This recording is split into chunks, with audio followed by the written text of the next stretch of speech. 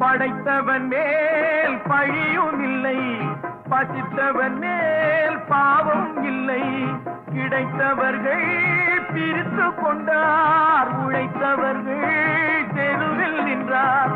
பலர் வாட வாட சிலர் வாழ வாழ ஒருபோதும் தெய்வம் பொறுத்ததில்லை.